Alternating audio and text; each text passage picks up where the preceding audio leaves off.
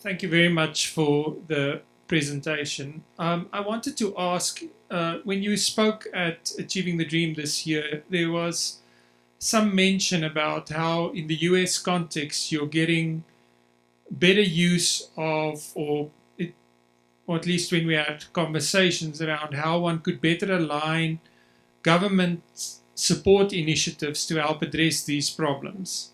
Because we've got many government departments that are trying to address many of these ills. And I thought if you could maybe share some of the things you're trying in the US of getting these programs to better talk to each other. Yeah, okay, so it's a good question. It's a hard question. So we have several different types of programs that, of course, aim to support people with food and with housing. Let's take the housing one, for example. So clearly housing is a very expensive thing, period. And so we do a lot of rationing of housing, right? Trying, therefore, to figure out if we only have a little bit of affordable housing to offer, who should receive it. The way the rules are set up by our government, however, they put the students at a disadvantage. And on the one hand, they do so for a good reason. They're trying to focus on the most disadvantaged. And college students have some privilege, right? They are relatively better off. And so for that reason, for example, they are allowed to say, if you're a full-time college student, you do not qualify for subsidized housing. What they might think in alternative, though, and that we're pushing them towards, is this is not very cost-effective, because they have housed these folks as children to get them ready to become economically self-sufficient. And just at the moment that they're actually taking a step of success in transitioning to college, they are removing the support, thereby undermining the long-standing investment. So we're working to convince them, and we are having some success, that while the measure it made sense, it seemed, right, to cut this group out. In fact, it makes very little sense when you look at the long-term impact of it.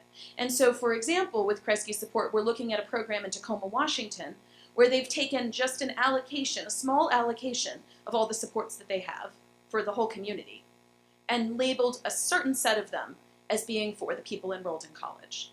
And they are partnering with the college then to have the college identify the students who are homeless and provide them with this support. And we're measuring to see if that is in fact effective at helping them to not only to complete their degrees, but as I mentioned earlier, we're actually also assessing the effects on their health. That we might be able to realize the real promise of higher education, right? The whole notion behind it, the anchor institutions, right, is that these can be promoting in the broader community, and that we will be sending off not only better educated people, but healthier people to go and live and become families in the communities. Thank you so much, ma'am. I just want to appreciate for such a wonderful presentation. Indeed, food security is a problem within our universities. Making an example with myself as a resident advisor, where you get to experience this. As I'm here today, I had to make sure that my students in Walsingem DUT, they do have food to eat before they go and study. One of the examples, one of the students from Mpumalanga said, I've got a baby and I'm earning grant. At home, we put together all these grants to make sure that there is food. Now that I've moved to Durban, that means there's -1. So what do? I still continue to give back the money back at home. So what do I have in here? She arrived, she didn't have anything. So now that means it's up to the people in the society that they are living with to make sure that students are successful. And when we talk about student success, really we have to go back and ask ourselves, how are we then contributing to this? As a house mother for the girls, I can tell you a lot of the students now having to opt for other options to try and solve this problem. Thank you so much. Sure. I've learned a lot. Yeah, and one of the responses that I have seen the most of, and I'm suspecting there's reasons for this, the most common thing that universities do is create a food pantry, right? And sometimes it's just in somebody's office, just say, I have a little closet space, and they stock it.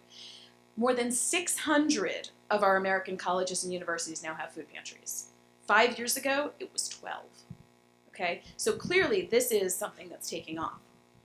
But I also have to caution you that food pantries have never solved food insecurity. partly because they are an emergency response and an emergency response only. We want to keep people from ever needing to go to the food pantry. So a flip arrangement that we are testing now in Houston is to instead provide students with what we call food scholarships.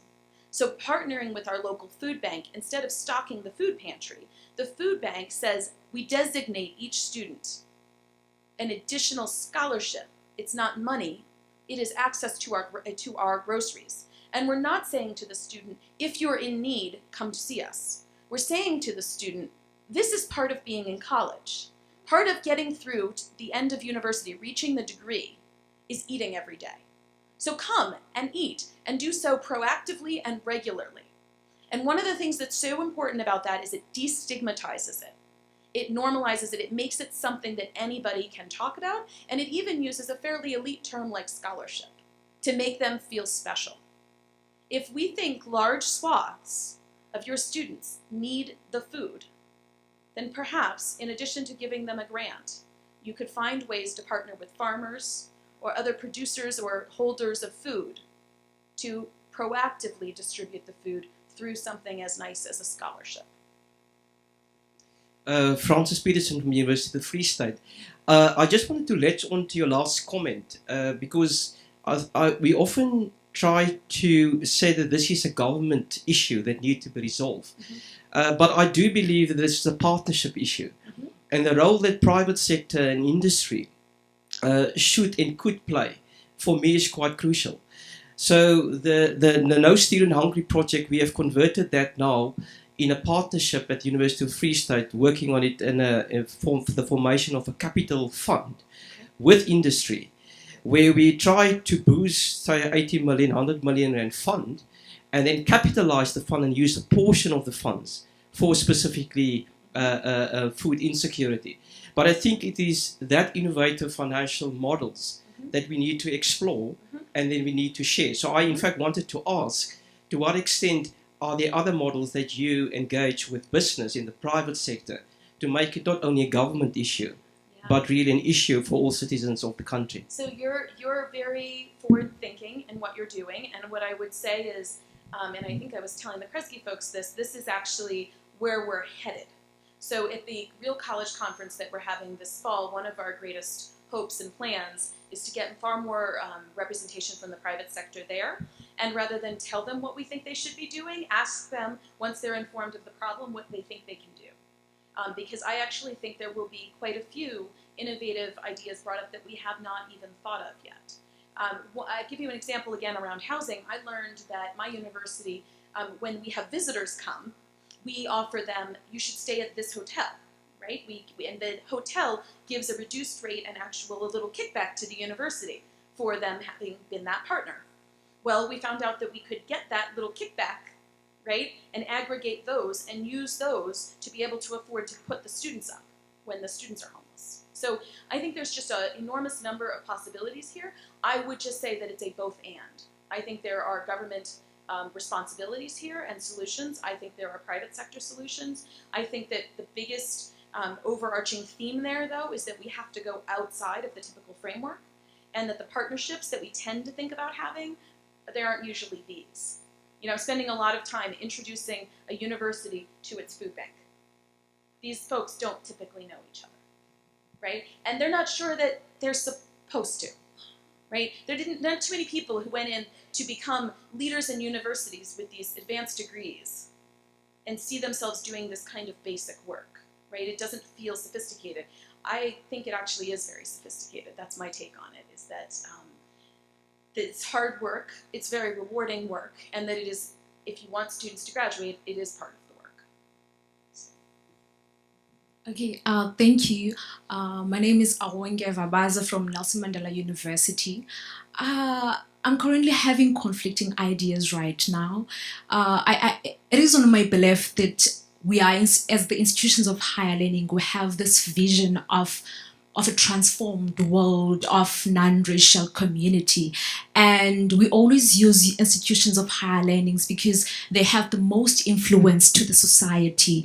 Now, I'm here thinking, how do we address that agenda of transforming our institutions to be non-racial, when at the very same time we want to address socio-economic backgrounds of our students, the issues of having to, whether our students are specifically Black students who need accommodations that happens to be affordable. Now, how do you then say, because I know that some of our students, they are always afraid to come forward because there's always a stigma attached into you disclosing that I am the student who doesn't afford. Now, I'm having those conflicting ideas of how do we balance the two to become this transformed world. Thank you. Yeah, no, I mean, I understand why you're struggling with that, because that's a lot of what I've been listening to and hearing over the last couple of days. I mean, I think, for example, even as we start to talk about the issue and we depict the issue, right, for example, I have noticed, I have American colleagues who every time they talk about food insecurity or homelessness put up pictures of our African American students.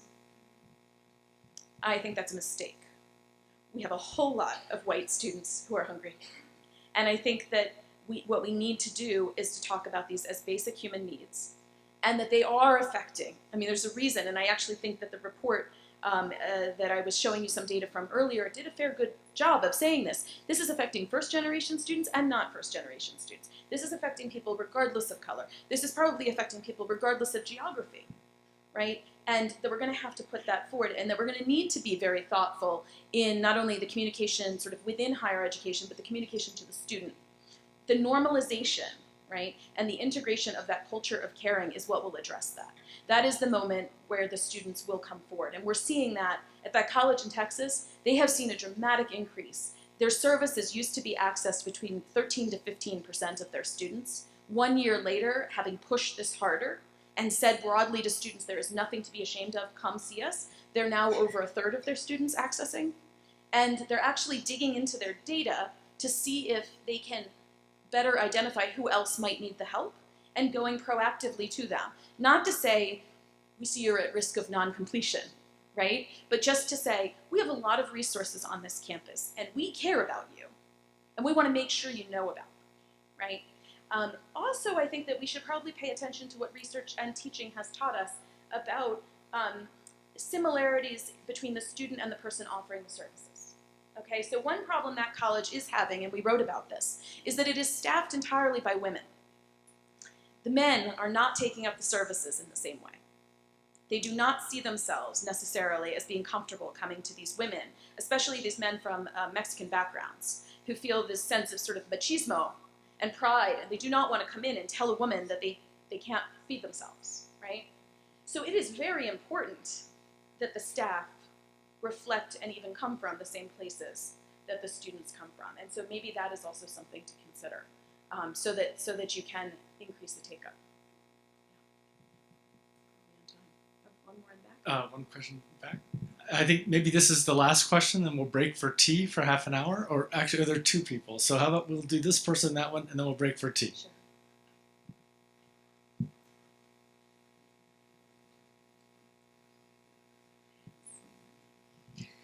Good afternoon. My name is Heather Nell and I'm from Nelson Mandela University. I listened carefully to your presentation, and you were speaking a lot about the basic needs of students and Maslow's hierarchy, and what struck me is the need for us to also balance out the basic needs with human dignity. And in South Africa, where we're confronted with student hunger and indigence as a systemic problem that affects the majority of our students, not the minority of our students, how do we advance the basic need of meeting their food, security, accommodation, and other basic needs, but alongside protecting their human dignity? And what really struck me recently is our Vice-Chancellor has been busy with what she calls a listening campaign with multiple stakeholders within the university, and one of those stakeholders obviously being student leadership. And it was actually a student that stood up and said, we're not looking for charity.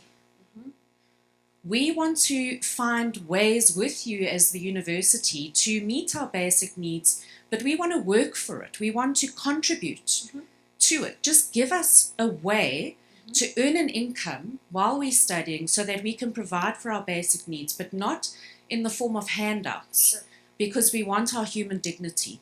So what we're looking at is also the role of the students in exercising their own agency alongside the assistance and support from the university to start up entrepreneurial programs, food production programs, etc., so that they're involved in being part of the solution themselves. And it's not just a case of charitable giving where they feel that they have to take handouts. Absolutely. I'm so glad that you said that. There's a piece that I usually have in a talk that I didn't have time for today, but you're opening it up. So the vast majority of the efforts in the U.S. to address these problems have been led by the students. And that's been really important. And one of the biggest things that I'm trying to tell the leadership is that when you hear a student bring forward an idea here, it actually behooves you to listen to it. They've had very good ideas. I think that the issue of dignity is recognized in a couple of different ways. One is that when they do have these programs, whether it's the food scholarships, whether it's the housing, the students actually do tend to go also work for the program. So they do tend to also employ them. And that's helpful in multiple ways. It means the student's also getting some additional resources, but also the student has the ability to help shape the effort itself. And so, for example, we recently on my campus finally opened a food pantry, and one of my food insecure students, who I had hired as a work-study student, staffed the pantry. And she's the one who realized the materials that were being used were not appropriate, that they were off-putting. She also realized that they were giving out bags that the students would put the food in that were branded with the name of the food pantry on them. So that as if they were going to walk out onto the campus with, here's my food pantry food, right? No, give them a plain bag, or give them a bag from the grocery store, right, or whatever else. So it's also very helpful because they can just make these things more effective. So I think you're absolutely right. I certainly don't think any of the effective programs are probably framed as handouts. The other thing you're pointing to is a research finding. You know, in a couple of the Kresge-funded projects that we're doing, the single biggest challenge that we have in being proactive, right, in saying, here are the food scholarships, is that the students don't realize yet they need them. So if you get that email and it says, here is the free card to go eat in the cafeteria at the college for the whole term, we've had multiple students say, no thank you. I don't need it as much as other people, or I'm not food insecure, or I think that's a scam, which also does not just reflect their suspicion, by the way, of their college, but the suspicion of the offers that we're giving out throughout the United States right now, right? So I think that this is a very serious concern, and it just means that we have to require a lot of thoughtfulness, and we have to give them a lot of agency and choice too. So the food scholarship program, for example, does not just hand them a bag of groceries they didn't pick out. They get to pick what they want, right? There's a variety of fruits and vegetables and meats and cheeses and all these sorts of things. It's not simply dented cans left over that, you know, somebody has disposed of and said that they would not eat. And I think that is also a very important part. Thank you. My name is Vaken Sebeng from the University of Pretoria. I just want to make a comment regarding what was being said about making food hunger, student hunger, not a government problem. As student leaders, we've been looking for a model since last year on how to combat student hunger in particular, because we have a program at university running where they assist students with a portion of money to go buy food. However, there's a demand, but there's no funds. So as student leaders, we've been trying, we met with various stakeholders to find a model, but nothing seemed to work. And recently we concluded a food drive, but still it's not enough because there's still a lot of students who are hungry. So Pink Leader will elaborate more on the food drive we did, and then on how can we get more solutions into having a sustainable model to combat food hunger. Yeah. Well, I mean, your question about money, those resources, is a very important one, clearly. You know, I think a lot about the consequences to the institutions of students failing their classes. Like, we have come to understand how expensive that is. How expensive it is to have a student retake a course. How expensive it is to have the student enrolled in getting a D or an F. When we disaggregate the data and look at the students who are getting Ds and Fs and who are not passing their tests, we find that more than half of our students with grades like those have these needs. So I actually think we should look at a cost effectiveness framework. Is it more cost effective to deploy a tutor? To tutor a student who still isn't eating before class? Or is it cheaper to first feed them? Which one do we go to first? I think these are the questions of priorities. And I think that we tend to go to the tutor because we think that's our toolkit. We think that's in our vein, right? And I don't think we're right.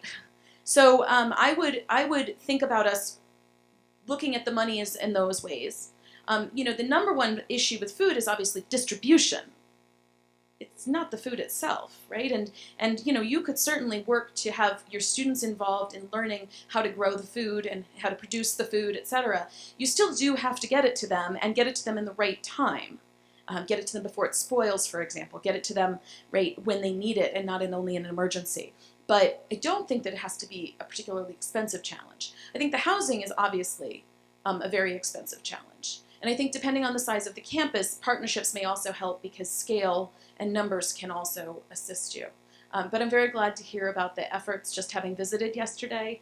I really liked the idea of the engagement, particularly with the community in Mamelodi, because it seems to me like talking about food is something that you can do between the university and the community quite simply together, and that there could be productive benefit of that as well. I think we're out of time. Thank you all so much for having me.